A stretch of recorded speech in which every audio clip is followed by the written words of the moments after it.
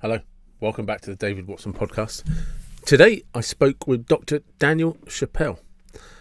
And would you believe it, Buddha and Nietzsche have far more in common than you might imagine. And on top of that, he gave some great advice on just how to start with the simple process of meditation to get to know yourself. I hope you enjoy it. Hello, welcome to the David Watson podcast. I appreciate you coming on because I'm already getting very excited about today's topic. Could you just explain to people who you are? Yes, first of all, thank you for having me. My name is Dan Chappelle. I'm a psychologist, and I have over 30 years of clinical experience. I'm retired now. I'm also the author of 7 books, in which I try to integrate psychology and philosophy. I've always had one foot in each arena, and so that's what I do. The primary focus, sort of my anchor book, so to speak, is Meditative Selfcare. Um, and the other books are related to that. They either expand on some aspect of it, or they go deeper into some aspect of it. So that's what I do. Right now, what I'm trying to do is promote my books and my thoughts more. I have been busy writing the books. I have done very little in the way of promoting them. And so that's what I'm trying to do now. So there. And how do you, in a sense, before we get into what and how is it accessible for anybody?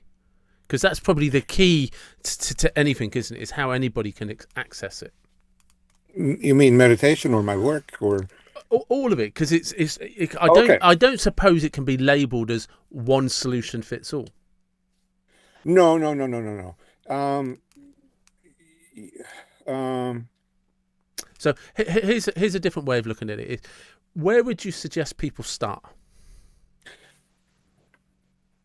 um, The book that I have on meditative self-care is both an introduction and a thorough course in meditative practices and meditative ideas. Um, and so that would be where I recommend people could start. My books are described on a website, meditativeselfcare.com, which again shows that meditative care is my central, the hub, so to speak, from which other things kind of come. One can learn meditation by oneself, or one can go to teaching centers. It's good to have some kind of guidance because although the start of it seems or sounds simple, but it isn't, like focusing on the breath, for example. That sounds very easy and like, oh yeah, big deal, la la, la di da, I can do that, or I can't do that. Many people think they can't. But you also have to, in addition to learning the practices and building up a habit of practicing meditation, you also need to have as thorough as possible an education on the complex context in which that occurs. Meditation is as old probably as we are as human beings, but I come at it from mostly a Buddhist point of view. My two primary teachers are Nietzsche and the Buddha. And it may sound like, who? Like, what do they have to do with each other? As it turns out, they have a lot to do with each other. I wrote a book on Nietzsche and the Buddha, in which I went through all the Buddha's primary teachings, which is the fourfold, the noble fourfold, Yep. and the noble eightfold path. And as I started to see similarities between the Buddha and Nietzsche, I thought, well, I'm going to see how far this goes. And I started writing, and I ended up with a book that shows that there are really strong similarities between the two on each of those points that the Buddha teaches. So that's sort of the larger context. If you don't want to take the Nietzsche, fine by me, but you do need to have a more comprehensive understanding of what the Buddha thought. There are key ideas in Buddhism that one needs to become familiar with. The key idea being Um, some people misstate it as there is no self. The Buddha never says there is no self, but he says, we are always becoming overly attached to our ideas about ourselves, and that's the problem. That's one idea. The second one is the impermanence of everything.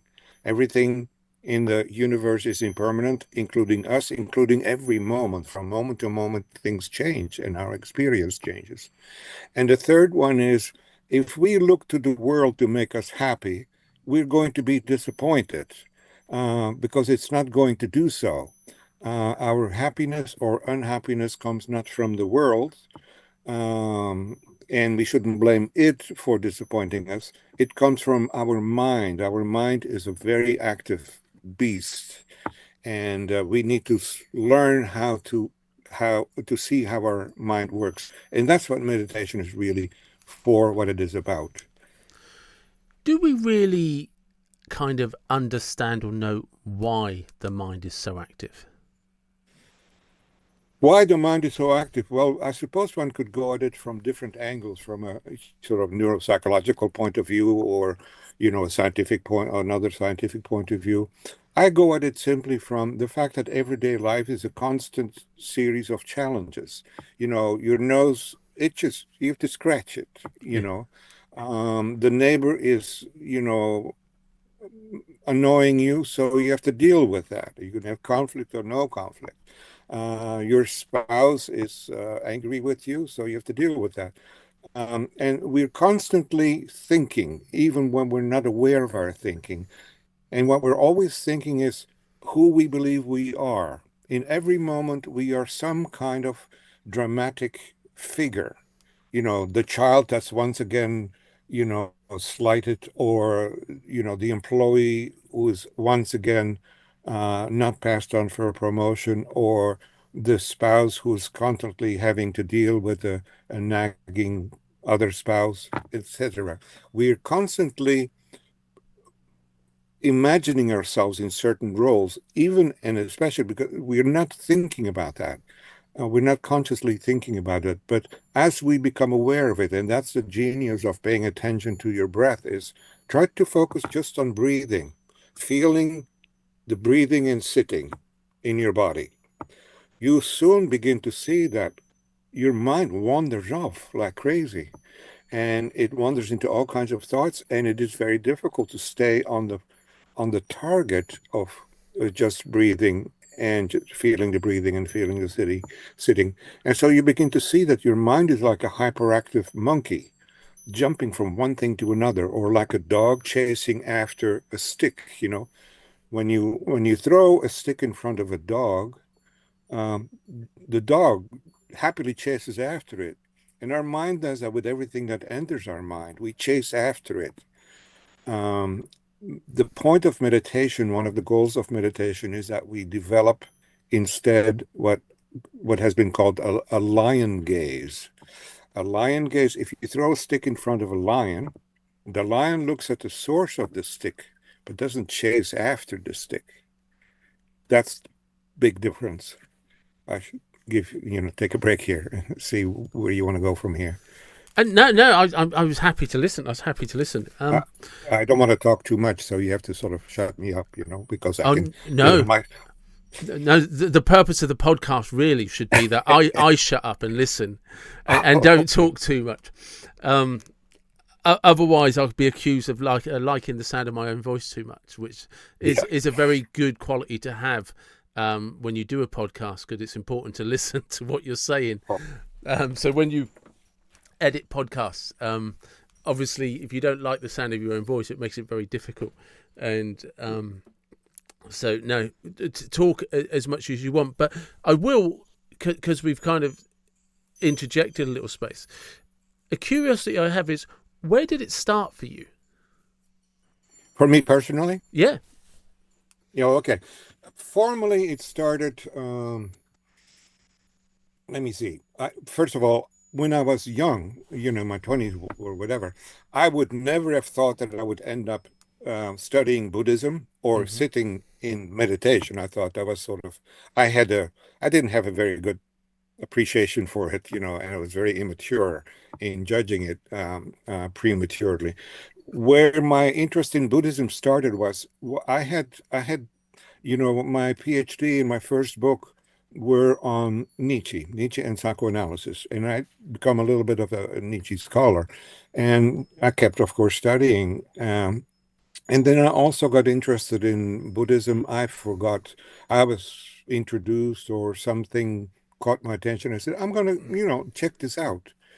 And so I started to read about it, and then I began to be struck by similarities that I found between the Buddha's teachings and Nietzsche's writings.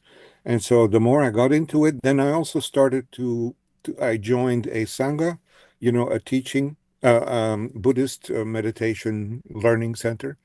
And so I started practicing Buddhism, and which was a totally new thing for me. And I felt like everybody else who starts, I'm no good at this, like, what is this going to be like?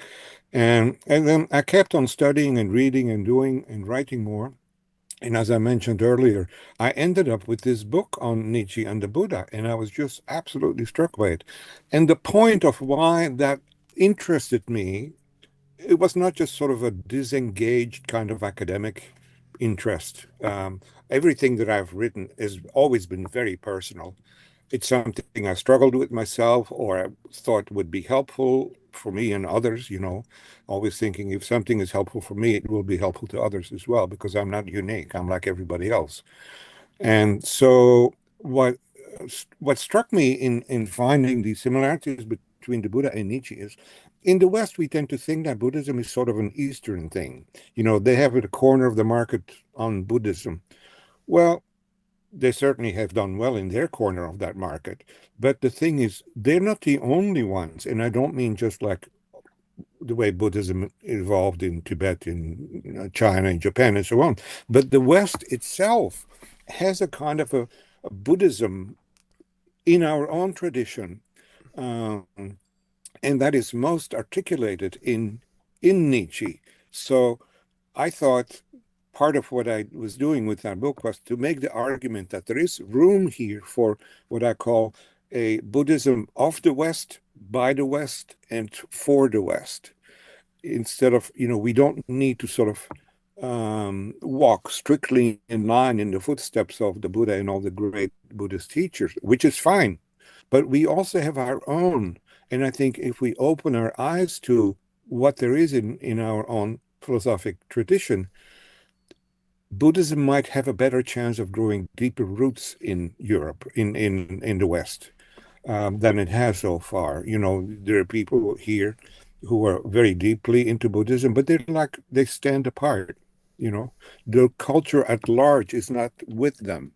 They're more solitary figures or more, sort of isolated kind of figures. And I thought, and I still believe that, but we're like a very long way from that becoming a reality, is that there is in the West a Buddhism of the West, for the West, and by the West.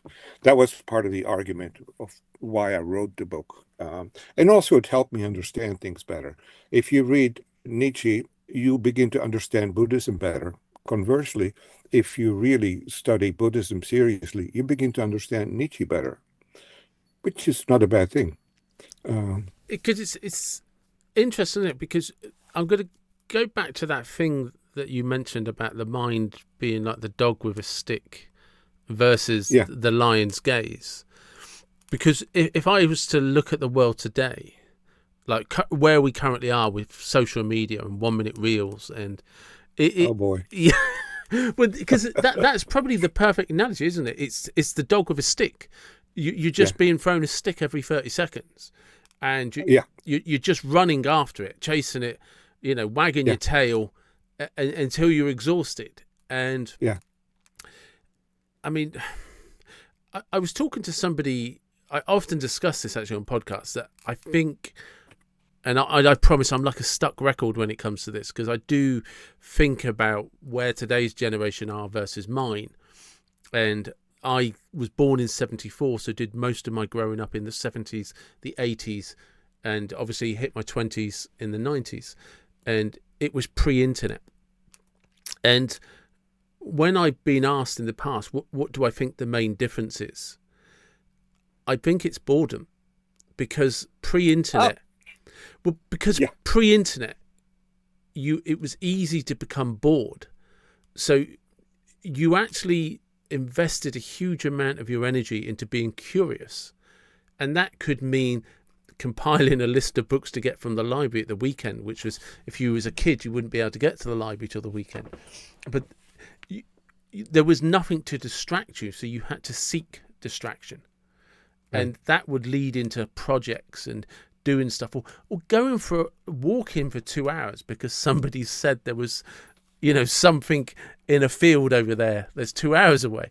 And everything could be turned into an adventure. That we were probably more the lion's gaze than we are the stick for the dog, which they are today. Yeah, I think we were closer to it. It would have been easier to develop a lion's gaze and so on. And then, you develop your interest and then you develop your focus and you stay on that.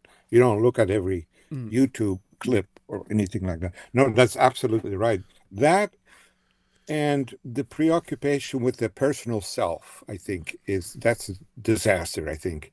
The perpetual selfies, Yeah, taken, and that I think I believe, and that's the reason why I wrote the last book, is um, our the United States in particular, which is what I know best, of course, but it's not just the United States. You have the same in England and other parts of Europe and so on, is the tremendous amounts of hostility that are in the air. Like hostility is the new default setting for many people. And I think that's partly because they have been chasing too many sticks, for one thing, yeah, and taking too many selfies. Um, and so I'm from Belgium originally, actually.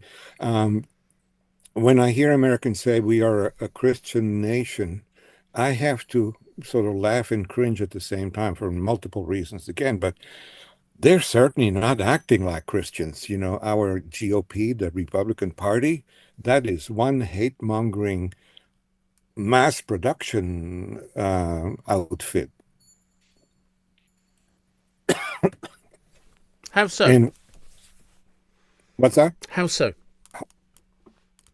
Well, the country is incredibly divided, as you, I'm sure, know, even if you're not here, incredibly divided with incredible amounts of hostility. And hostility, any form of unhappiness, comes out of some ideas we have about ourselves. Like Yeah, uh, we have been maltreated, government has treated us poorly, the Democrats treat us poorly, or whoever it is, the other people treat us poorly. And so that's a form of unhappiness, of course. And that always has to do, every form of unhappiness has to do with how we're thinking about ourselves. And so I think this country is so ready for shifting gears into other ways of thinking. The Judeo-Christian tradition teaches love your neighbor as yourself. yeah, A wonderful idea, but boy, that's hard because first of all, we can't just produce loving feelings at will and then act accordingly. We have many more negative impulses and feelings and whatever. Okay. So following that golden rule of love your neighbor as yourself is practically impossible. It's very, very difficult. On the other hand, and that's where the last book goes, is the Chinese philosopher Confucius. He says something that at first sounds like just a variation on the golden rule from the West, the Middle East and the West. He says, "Don't do to others what you don't want for yourself." yeah, You could say, "Oh, that's just a negative formulation of the same idea." No, it's not. It's a very different. First of all, um, generating loving feelings. You can't just do that because you think it's a good idea, and it is a good idea if you could do it. But what we can all do is refrain from acting in certain ways that we wouldn't want to be acted on ourselves. So that confusion idea is much more pragmatic, much more practical, much more doable. And not only that, it also leads into deeper and deeper insights into who we are as human beings and how we understand the world and our lives in it. So that's the last book. So, but But I'll let you take it. well, because I think interestingly, because you said, and I'm not in America, so I don't really have any what I would describe as any skin in the game. And one of the things I found interesting, I was in America, I was in California for the first time in 2019, and I was chatting to this elderly gentleman in Santa Barbara at a coffee shop, just sitting there minding my business. We were chatting, and he was just like, because of everything that was going on, he was just like, what do you think of America? And I said, my number one take of America is you have no idea how great your country is, and that's your biggest problem. None of you have ever traveled anywhere, and you all think Right. that you live in this terrible country, and you're actually all just far too comfortable in life, and you don't have any real difficulties. That's Yeah. not the same as your country is perfect. But Right. if you think America is a bad country, then you actually need to leave America and see what the rest of the world is like. It is one of Right. the most, and again, I'll stress, it's not perfect, but it is one of the best, most protected countries you could ever live in. Hmm. And Absolutely. if you look at it from my perspective, if you always understand that point, that actually it really is a great country, you can then acknowledge all of the things you get right. And at that point, how do we fix everything else? And it's always going to become down to political debate. I think probably one of the worst things about social media is how it's enabled, so technology for me is a mixed bag, because I can talk to you and I can do a podcast, but it can also become incredibly divisive because people forget their manners. They forget just basic respect. So if you, one of the things that, like, discipline, one of the things about social media is it removes the need for discipline. One of the great things about boredom is it encourages discipline. And I say to people, like, when in the Bible or wherever the original source came from, it says you reap what you sow. Hmm. It meant internally as well as externally. Hmm. It, Absolutely. Absolutely. it's Yeah. more than just a way. It's a cliche, but that's overused. But it does really mean with when you wake up in the morning, start with yourself. What day do I want to project? What day do I want to have? What am I going to achieve? And what discipline do I need to do that? As well as when you go to bed at night, what way are you thinking? And you said you were originally from Belgium, so could you imagine the life difference that you have today versus your grandparents if you ever knew them? Oh, yes. No, it's unimaginable. Then it would have been impossible to imagine what there is now. Yeah, How the world is now. Just people getting it's just upset about something with somebody they don't. There's a possibility somebody will listen to this podcast and get upset because get their knickers in a twist. Yeah. yeah, yeah, Right. yeah, because they didn't like what you said or I said. And could you Yeah. imagine explaining that to your grandparents? It will ruin their day, and they will be shouting and screaming at a screen. Yeah. Your grandparents would be just like, that's the stupid thing I've ever heard. Yeah. Right. They And now everyone screams on TV.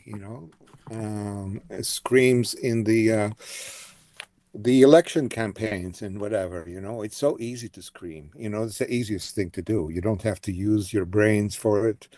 It comes naturally. The Buddhists counted that there are more negative emotions that would naturally, arise than positive ones, and you can see that everywhere. mm, Yeah, which to me it brings me back to this, you know, God, I wish we would take this meditation stuff a little bit more seriously. It is. Eventually, we can't keep on living the way we are. I mean, we are destroying the planet, um, and it's not going to stop by itself, that process. And we have to reinvent who we think we are. That's where Buddhism and Chinese philosophy come in a very big way, especially Taoism. We take ourselves, human beings, as the center of everything. Well, guess what? We're not, as Why? one. Why do you think it is in terms of, like I said, if I reference your grandparents, this world compared to the world they lived in, um, medication has never been better. Food has never been more available. Housing, on every scale, we live at the greatest time in history, and yet Mhm. we have never been more comfortable, and yet we've never been unhappier. Yeah, Nietzsche calls it the religion of comfortableness. The religion of comfortableness. Why is it? That's what we strive for. Why is it? I think, you know, we are stuck now in a form of nihilism that Nietzsche predicted, and that also happened at the time when the Chinese philosophers came about. They were in more or less the same shape that we are in now. That is to say, a formerly cohesive country started falling apart at the seams, and due to corruption, division, etc.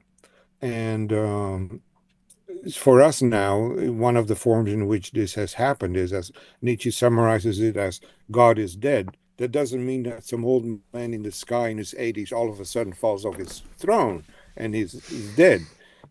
Gods don't die. But what he meant was the values and the belief systems and the ideas on which our culture was based, they have fallen apart. Mm. They have weakened, and they're crumbling on their feet of clay. And so are in a position where, the way Nietzsche puts that analogically or allegorically is, the God is dead and we have no God left. So what do we have to do? We ourselves have to become more divine than we have ever been, because life happens in this world. Don't forget about an afterworld. We can't know it anyway. So that has that's another point where the Buddha and Nietzsche are very much the same. They both um, don't deal with the metaphysics of gods and all that and afterlives and so on. They say life in this world. But we have to reinvent what it means to be, I think, in this country, what it means to be American. I mean, there are people now, quite a few, who no longer believe that the Constitution defines us here. Well, if you take away the Constitution in this country, boy, you're going to have a big, big problem on your hands. I live, like I said to you earlier, I live near Stonehenge, and just south of me is Salisbury Cathedral, and in Salisbury Cathedral is one of the 4 original Magna Cartas, and it's on Oh, public okay. display. And for people that don't know, the Magna Carta is effectively, this is murdering it as a description, but it's basic roots of democracy and human rights. It's Yes. it's a bit more complicated than that, and it's without trying to murder it too much. It's basic human rights and democracy. It's where it's regarded as where the roots started, and everything else evolved from that. One of the greatest things that ever evolved from that is the American Constitution. From the Magna Carta? Yes, because they looked at the Magna Carta, which was formed by a monarchy, written by a monarchy, and said, we can write something as free people, as the founding fathers. We have a Hmm. chance to write actual democracy where everybody is truly equal. Because the landlords and the landowners in the United Kingdom were not giving up anything. You know what I mean? It was really a way to keep peace with the king. And Hmm. but it was what it started. And the Constitution and the First Amendment and all of these things that were written. Is it the Constitution that I'm talking about? The father. It is, isn't it? Yeah, the Constitution is Yeah. what defined the country, and then you have the Bill of Rights, Yeah. which And establishes basic rights. But the founding, the central document, the myth of America, is the Constitution.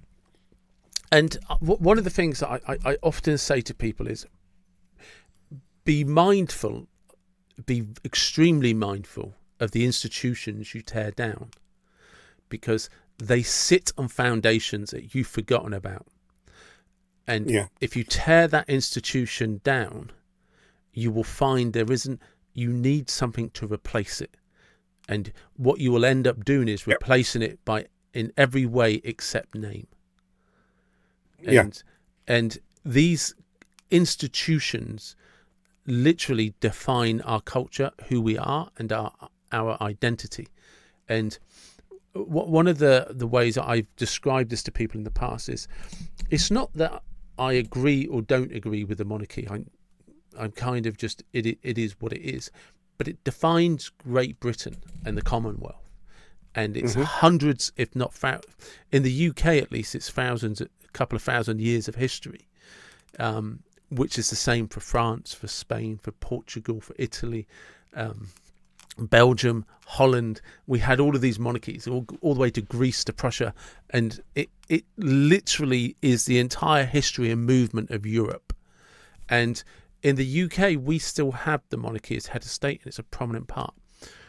If you remove those institutions, everything crumbles that follows, because it's the foundations and principles that they were built on. Just like you were saying, Nietzsche, Buddhism, even early Christianity, it was based in a time that was extremely different to today. And people try to adapt it as now having no meaning.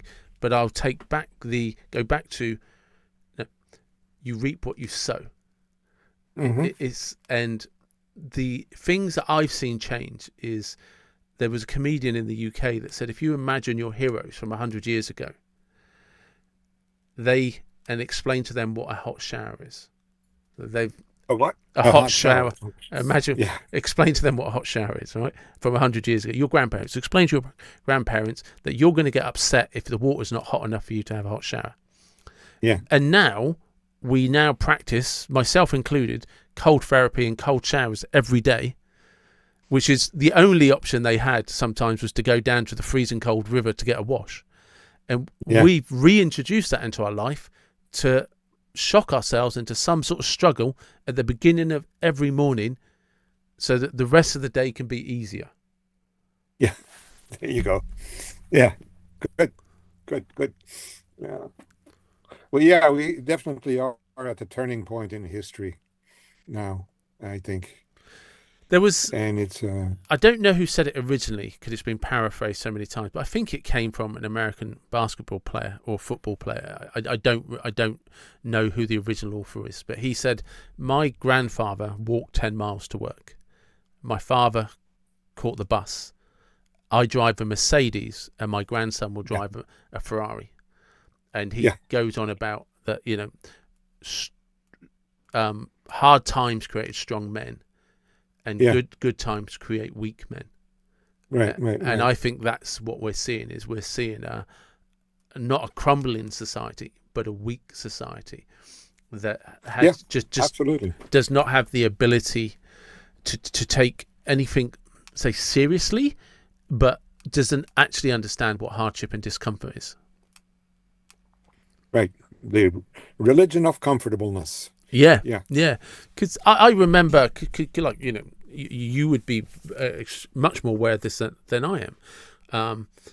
But again, because of the world wars and stuff like that, and things, and people talk about the world wars, but they don't understand that Europe was basically at war for about 1,000 years in one way or another. There was only, you'd be lucky if there was 10 years of peace before they started fighting with each other again. They just squabbled like siblings, largely because they were siblings in some form. There's a famous picture, I think it's called The Nine Kings, and basically they're all cousins or brothers or uncles, and Yeah. they were the royal families of Europe, all the monarchies in this one picture. Uh-huh.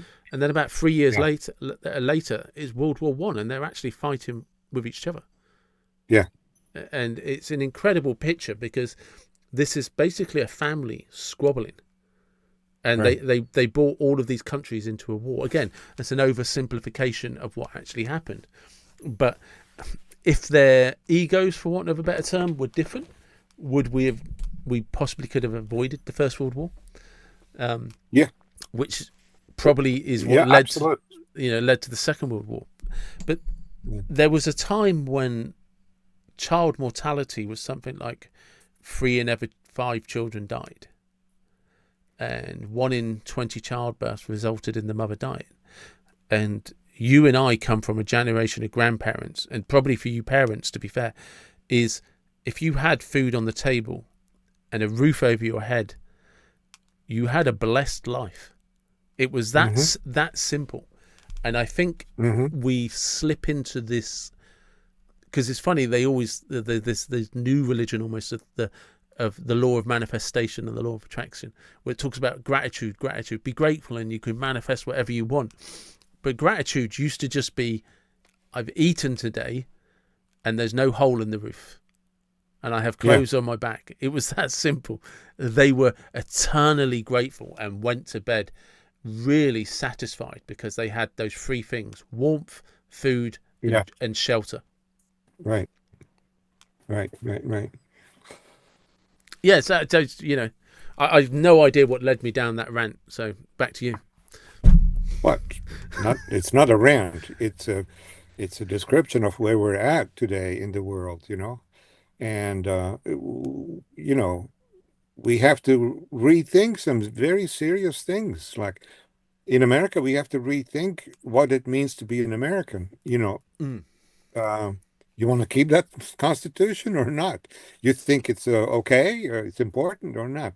You have to rethink that. We have to rethink this golden rule business. You can't call yourself a Christian nation or the party of Christian nationalists or whatever it is you want to do if you can't follow the basic rule of, don't mistreat your neighbor. Um, so these high ideals have been seriously hollowed out. I mean, it would be hard these days to convince anyone. You wouldn't be able to convince too many of them, I think, to subscribe to a lot of traditional Christian ideas. People look around and say, well, what have they ever done for us? You know, Mm. um, they they're disappointed, and we are, we're not very good at following our own major rule. It's the major rule of the 3 Abrahamic traditions. It's right smack in the middle of Leviticus, which is the third of the 5 books of Moses. So it's at the heart, really, like literally, physically. It says, love your neighbor as yourself. Bang. Where is that? Yeah. It's hard to find. And so it would be easier if we started off with a more practical route, which is don't do to others what you don't want for yourself. Don't be a jerk. Yeah. You know, we can't be loving beings. I can't force myself to be a loving being. I would look silly if I tried and look like a phony and whatever. But what I can promise you is I'm doing my best not to act like a jerk. And that already is a good start, you know. And then when you go deep into it, you discover that why we act like jerks is because we still live by this very primitive philosophy of survival of the fittest. We have to get over Darwinism. We're still Darwinist, whether we think of it or like it or Mm. not. We think, if you're, clever and healthy and strong, you'll do fine, and that's the way it is. Well, you may end up with a big corporation in your name. That's fine, but that doesn't mean that you're a good human being. No. Uh, There's and so, yeah, Go carry on.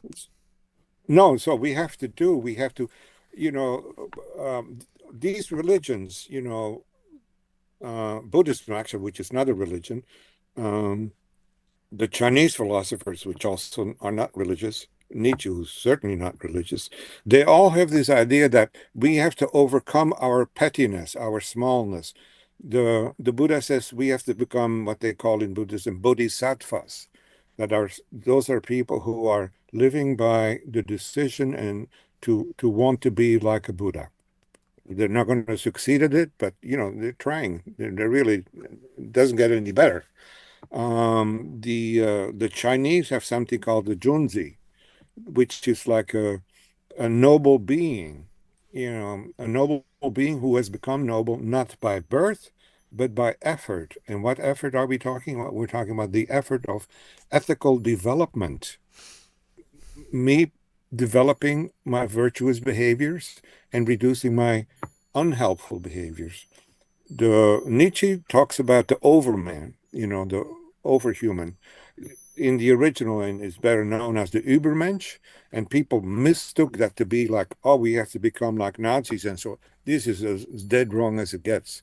This was not at all what Nietzsche had in mind. His sister, who was a Nazi lover, she sort of mismanaged the editing of his texts and made it sound like he was sort of a Nazi lover himself, which is not at all true, which is no scholar even accepts that anymore. But when he says we have to become a overhuman, he means overcome the pettiness in our current self-based idea of who we are. We are not who we think we are. Mm. But We, I, you, I was just going to interject, if I may, because there's something interesting about Nazism. Is we judge it by how it ended, not where it started. And the two were very different.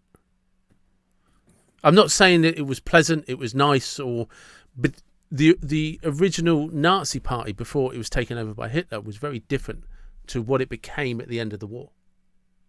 say more about that, if you don't mind.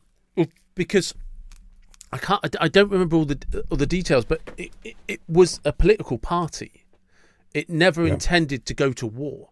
It never intended to isolate Jews. That was never kind of how it started.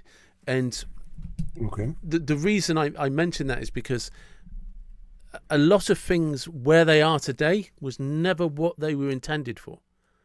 Do you know what I mean? We lose ourselves, and we try to tweak, we try to move it, we try to do something. And there's a book called, I think it was called Ordinary Men, and I think it was about the Polish police or something like that. I can't remember. And it was to do with the Second World War, and it started out with this kind of idea that because they were police, if I remember correctly. Look, the Germans are coming or whatever, and we don't expect you to help, okay? But I'm going to have to if you're not, and they're coming for your sister and they're coming for your mother. So I'm going to do my bit to relieve you of your duty, or you can join us, you can become part of it. And before you know it, they're taking pregnant women out into the fields and shooting them. But they were decent police, you know what I mean? They were decent people in a village. And this never was what it was meant to be. Do you know what I mean? But levels get cranked up, and you guys are experiencing it now. It's what politics is supposed to be. What's supposed to be for the greater good of America is never where you're at now. It's just not what the principles of everything was. But these things change. These things evolve. Look, take Buddhism. Take yoga. If you go into the right studio, the right air-conditioned studio, and things like, I mean, they have a thing that's been around for a while now. They talk about hot yoga, and it's just like that's never what yoga was supposed to be. And all of the exercises and everything that they do now in yoga is like the principle of that was to stretch and strengthen the body in preparation for meditation. It wasn't the meditation. And now you've added 120-degree heat to make it more physically demanding, and all of these things, and people are always, again, you take a basic principle of something and lay those stones of foundation, and it becomes layered and layered and layered and layered. And before you know it, you've lost the meaning of where it started from. Yeah, yeah. And I think in part it goes back to what you said earlier, boredom. You Mm. can't just do yoga anymore because yoga is boring. So you have to do hot yoga now. Yeah. It's new and improved. It's a very American notion, new and improved. Yeah. You change things and then you end up with something totally that doesn't look like the original, look like Well, what you had planned. the food industry, Yeah. we'll take a family meal of burger and chips and we'll cook it from fresh. And eventually somebody came up with McDonald's. Yeah. You should just drive through. We'll have it already ready made for you. Yeah. Yeah. You We won't even they sit as a family at a table Yeah. for 20 minutes and wait Right. for a meal. It's Yeah. not enough that we're not going to cook it. We're actually going to go to another building where somebody can cook it for us. Now, do you know what? I can't even be bothered to get out of the car. Yeah. Right. Drive through window. Yeah. Yeah. Yeah. All these changes. In part, it's sort of what Donald Rumsfeld one time called the unintended consequences of things. You go into Vietnam to do something you thought Mm. was a great idea, and you end up doing something disastrous. And we call that euphemistically unintended consequences. Yeah. Okay, that's it. That's all. No, so We have we seem to have, I was about to say an aptitude. I don't know if that's the right way to describe it, but we have an aptitude to challenge inconvenience. Oh yeah, absolutely. We don't stand irritation very well. Not at all. Not at all. No matter how good it might be for you, that we just like. It's just like, I was saying to you earlier about the simple principle of just having a cold shower every morning, just to kind of snap me out of any melancholy that I might have. Well, now you can have cryo chambers because we can make it even colder because it's more effective. It's just like a cold shower is perfectly uncomfortable enough. Yeah, and you can live with it. One of the techniques or exercises in Buddhist practice is to sit completely still and not do things like scratching your nose when it itches or chasing away a bug or a butterfly. Is just sit still Yeah, and I've heard this. put Yeah. up with the inconvenience and then see how you act and see how tempting it is to slap your forehead, to kill the bug or whatever it is, and you can really learn about yourself a lot by just watching how you struggle with an itch, tolerating an itch, let alone tolerating like real pain or real unhappiness or real, struggles in your life. If you can't handle an itch, well, you may have to learn a little bit about that. Because it made something, as you just said, that reminded me of something about inconvenience. I was talking to a lady. I predominantly work with head injuries, and I go to a hydrotherapy pool every week with one of my clients. And there's a lady there, and she does those medieval reenactments. And so a couple of times, 3 or 4 times a year, her and her husband will dress up in their medieval gear, and they will kind of reenact what it was like to be in a medieval village. And she makes laces, like the type of things you thread through corsets and tops and stuff like that. And I think it was medieval times. I'm not sure if it's early or late medieval. And the person she says that next to him would make the little metal fasteners that go on the end of the laces so that they would be sealed and secured. And when we were talking about it, like the principle and the philosophy of that, there's this real simple togetherness that every village had, because out of need and necessity, you need the person to make the laces, and the laces needs a form of metalsmith who can make the little round metal to go over the top of the laces so that that they don't fall apart. Then you needed a blacksmith, then you needed a baker, then you needed a butcher, you needed the poultry guy. Because it was like, we're particularly talking about England, there inevitably would be a church for the religious and the spiritual. need. But what all of these were communities. And going back to something like the Magna Carta, there became, as these communities grew and the population grew, there became a basic need for just law and order. Like, actually, there needs to be a way that we can all be treated equally and fairly. And I think one of the things that we've lost are in that, that sense of self, where we've lost that kind of sense of self and where we are and where we belong. It's one of the reasons being is we've lost a community where I actually needed my neighbour and my neighbour needed me. And I needed the in a sense, the neighbour on the other side of town, because he maybe was the guy that made the nails, and there was a sawmill and a logger and all of these things. You needed the seamstress, you needed the tailor, and we've lost that kind of in a sense with globalization, where we don't even know where things are made or manufactured anymore. We just know the shop that we can get them from, and now we don't even need to get the shop. I can just order it online. And I think one of the things that's done is it's undone the seams of community, so we're no longer sewn together like we once were. And if you think of any country like America, arguably it's difficult to know when America was at its finest, but if you look at it the 50s right up until the 90s, you could see how it was sewn together. And it was linked, the railway, the railroads were working, the interstates were at their finest, the motor industry was thriving, the steel industry, the logging industry, it was all, but it was working in a form of cohesion with each other.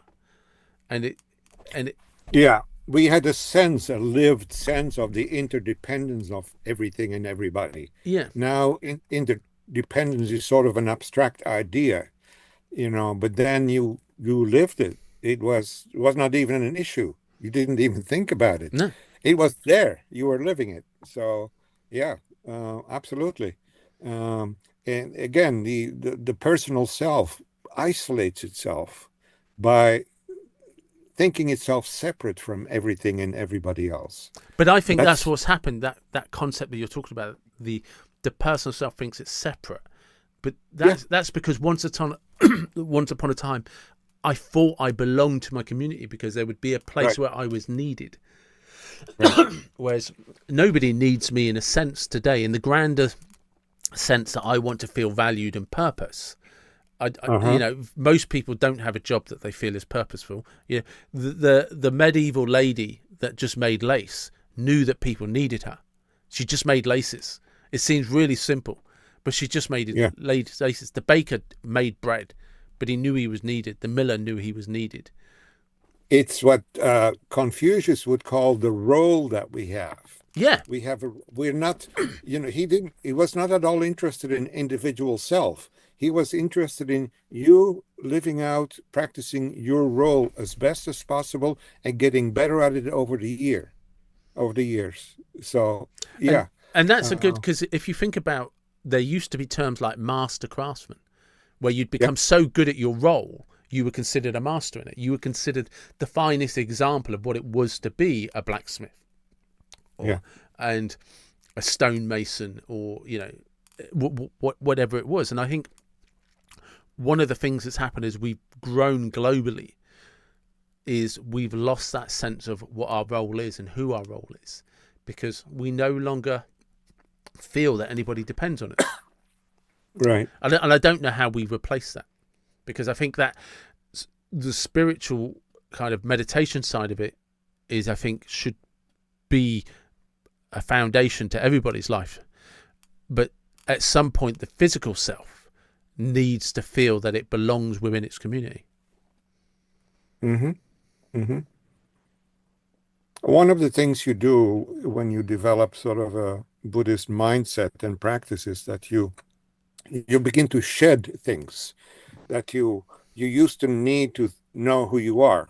I know who I am because I drive a Ferrari, but that's not who I am. So you do away with the Ferrari, and you do away with a lot of things that you don't really need. And then what you're left with is much more a kind of a a place where you can create the meaningfulness of your life, without being dependent on the latest flat screen TV and the latest, iPhone, whatever, 27 or whatever it may be. Um, Do you say that? so doing, I used to work with a man called Stephen, and he was, I don't know for how long, but he was actually a Buddhist monk. He was a practicing Buddhist monk, lived yeah, in a monastery and all of that. And he told me something very interesting. He said that they had this practice and it was about learning about possessions and why they weren't important. He said, and I don't say that the building that he was in where they all stayed, say there was 15 monks, right? Practicing Buddhist monk, and there were 15 bedrooms, because I don't remember what the number was. He said we had to move every 3 months or every 6 months into another room. We had to change around.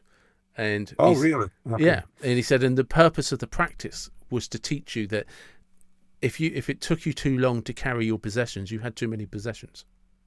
Yeah. Okay. And Very it's good. yeah, and he said that it stopped you becoming attached. He said, like, he developed this attachment to one particular bedroom because he liked the view, but it made him always aware, because he said there was a room that I didn't like compared to the others, and every 3 months, 6 months, or whatever it was, you were moving into another bedroom, another room with another view. And if you had too much stuff to carry, you realized, oh right, I can't move on my feet. I need to discard some of these physical possessions to make my Yeah. life more fluid. Yeah. And he said it was this practice they had at this particular one to stop you getting any roots to an attachment to something, and making you understand that you just don't need those things. That they're not. Yeah. That's a practice of simplifying your life. Yeah, Yeah.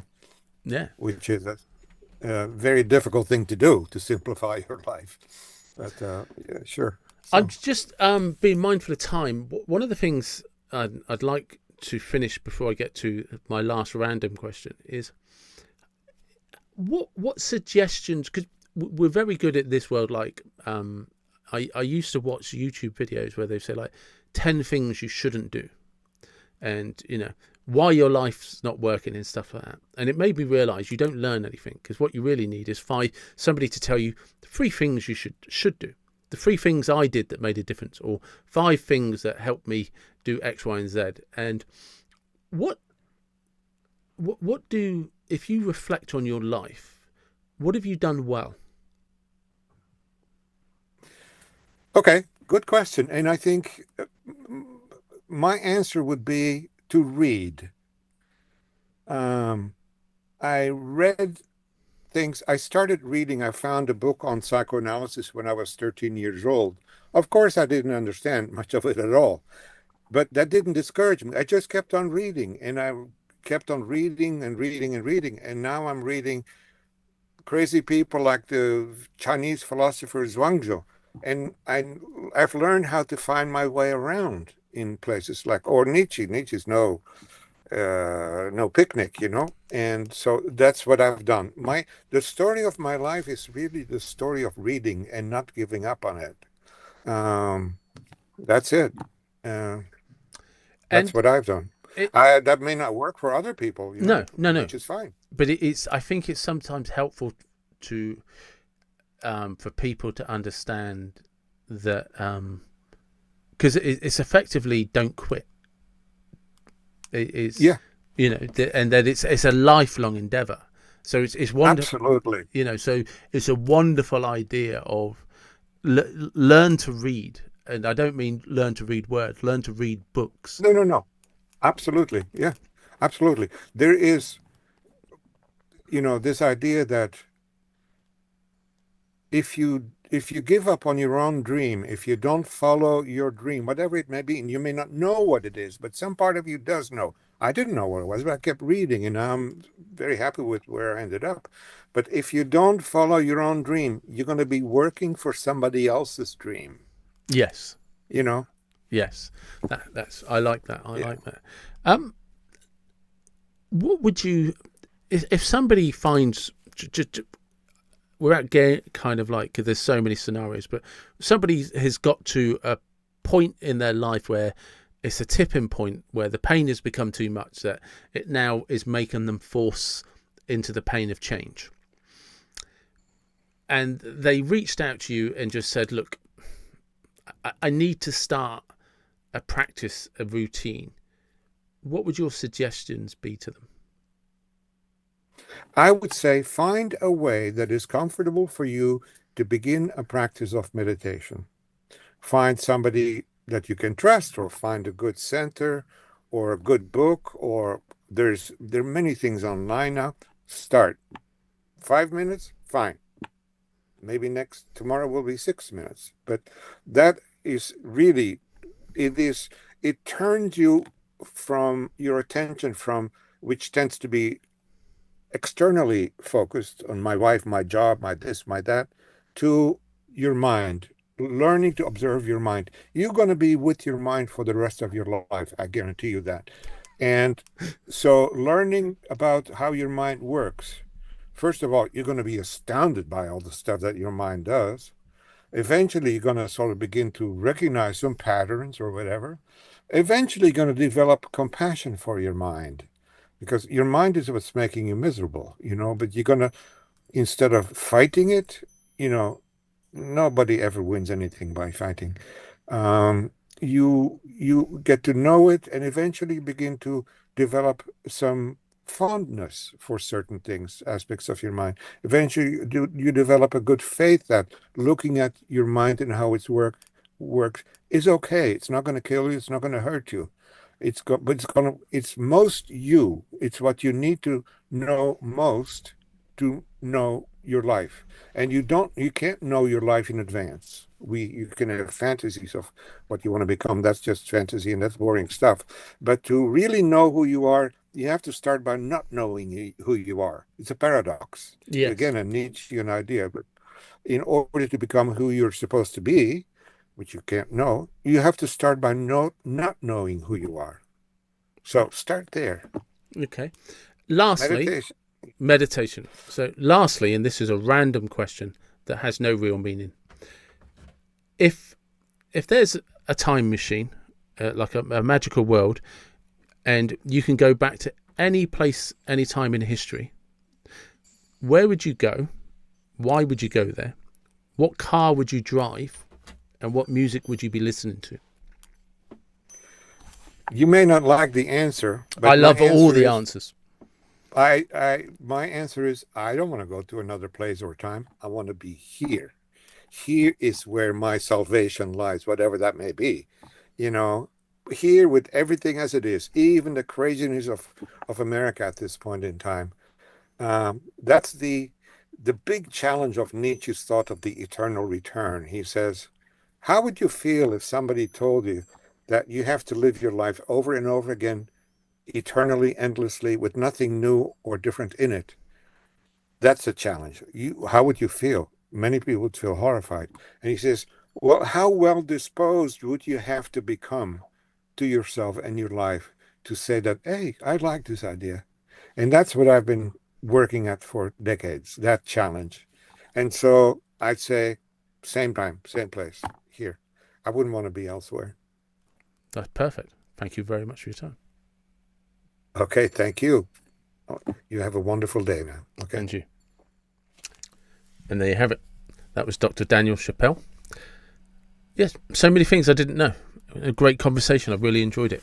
Please, if you are interested, please check out the links that will be in the description, and check out Dr. Daniel Chappell.